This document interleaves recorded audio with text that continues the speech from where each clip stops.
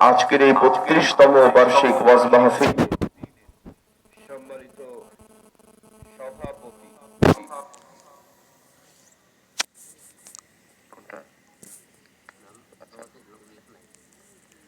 আমন্ত্রিত উলামা ইকরাম ফুদালা ইযম এবং আমার সামনে বসে থাকা ইসলাম প্রেমী, কোরআন প্রেমী, রাসূল প্রেমী, তাওহীদের একঝাঁক পতাকাবাহী মুসলমান ভাইয়েরা, অরুণ পথের তরুণ দল, আমার যুবক ভাইয়েরা, দেহের কচি ও কাচারা, দাড়ি পাকা মুরব্বিয়ান ইকরামেরা, পর্দার অন্তরালে অবস্থানরতা আমার সম্মানিতা মা এবং বোনেরা, শুরুতেই আনুষ্ঠানিকতার মধ্য দিয়ে অন্তরের অন্তঃস্থল থেকে হৃদয় নিংড়ানো আবারও সালাম, আসসালামু আলাইকুম ওয়া রাহমাতুল্লাহি ওয়া বারাকাতুহু। আপনারা সবাই কেমন আছেন? ভালো রাখার মালিক কে? আমরা এখানে এসেছি, বসেছি, তৌফিক দিয়েছেন কে? আল্লাহ পাক কি সবাইকে কবুল করেছেন? আমার যুবক তরুণ ভাইয়ের এত সুন্দর আয়োজন করেছেন, কিন্তু আমার তো মনে হয় এই এলাকার 10% লোকও কোরআন শুনতে আসে নাই। কথা বলেন ঠিক কিনা? বলবে যে হুজুর প্রচন্ড শীত, বাজান এগুলো শীত ফিট কিছু না।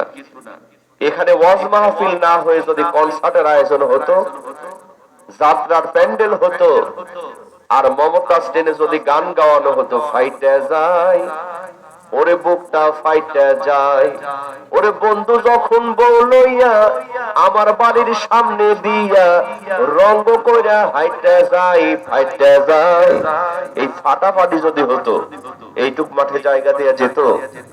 কি বলেন যেত? আশেপাশে যে গাছ গছালি আছে ওগুলোতে বান্দর ঝোলা হয়া 10,000 লোক ঝুলতো। কথা বলেন ঠিক কিনা? আল্লাহ পাক সেদিকে না গিয়ে জান্নাতি বাগানের জান্নাতি ফুল বানিয়েছেন। আমরা সবাই খুশি না বেজার? আরো জোরে বলেন, খুশি না বেজার?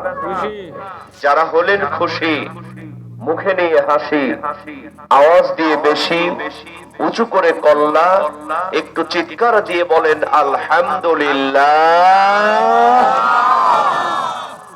মানুষ কম, কিন্তু একটু আওয়াজটা আরো জোরে দেয়া লাগবে।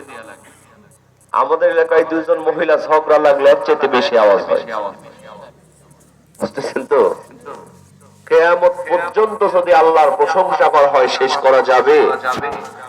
এক দরবেশ একবার বিশাল বড় একটা বটগাছের নিচে বসে চিন্তা করে, আল্লাহ তোমার প্রশংসা করে তো শেষ করা যাবে না, কারণ তুমি বলেছো হাল তারা মিন ফুতুর, তোমার সৃষ্টির মধ্যে কোনো ভুল নাই। কিন্তু আল্লাহ, আম গাছ যেমন বড় আমও তেমন বড়, ডাব গাছ যেমন বড় ডাবও তেমন বড়, কিন্তু বিশাল বড় বট গাছ, ফলটা একেবারে ছোট, হাতের চিপা দিলে ফেটে যায়। আল্লাহ, এটা বুঝি তুমি ঠিক করো নাই। নাউজুবিল্লাহ কবেন না?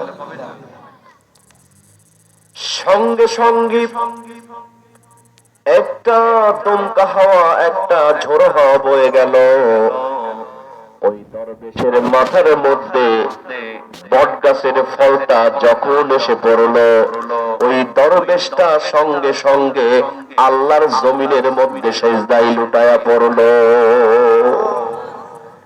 কারণ জ্ঞানী মানুষের জন্য বিনতি ছাড়াই যথেষ্ট। এই দরবেশ চিন্তা করলেন, আল্লাহ তোমার সৃষ্টির মধ্যে কোনো ভুল নাই, কারণ মানুষ যখন ক্লান্ত পরিশ্রান্ত শরীর নিয়ে একটু আরাম করার জন্য, বিশ্রাম করার জন্য এরকম বিশাল বট বৃক্ষের নিচে আশ্রয় নেই, ঘুমায় পড়ে।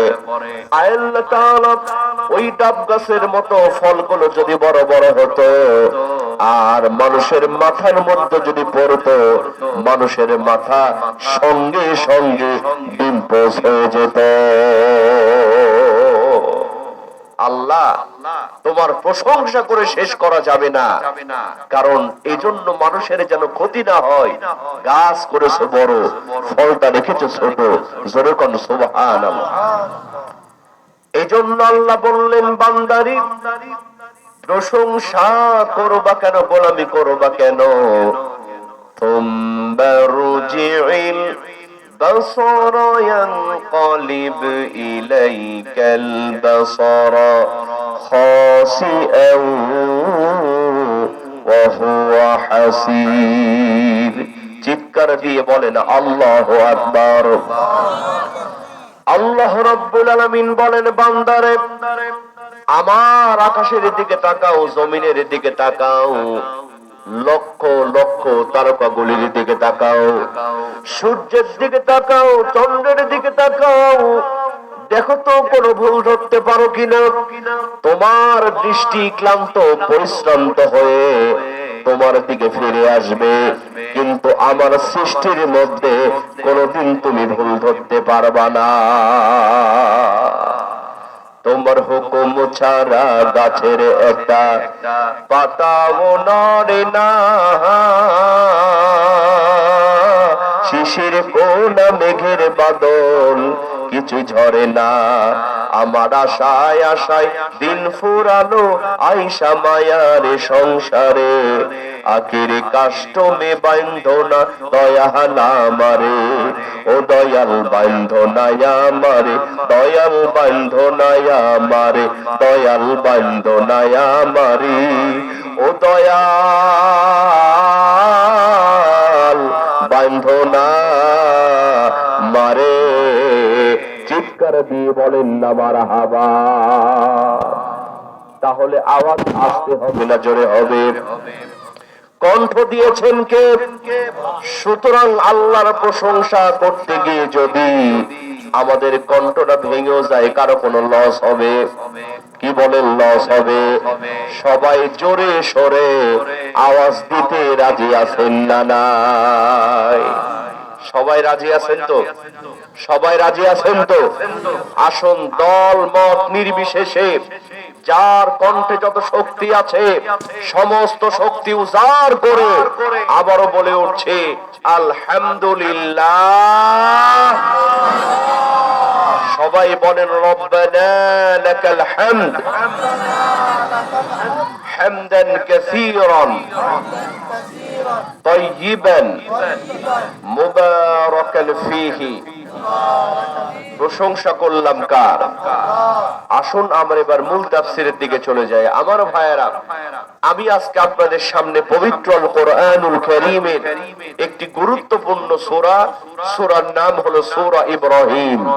জোরে বলেন নাম কি?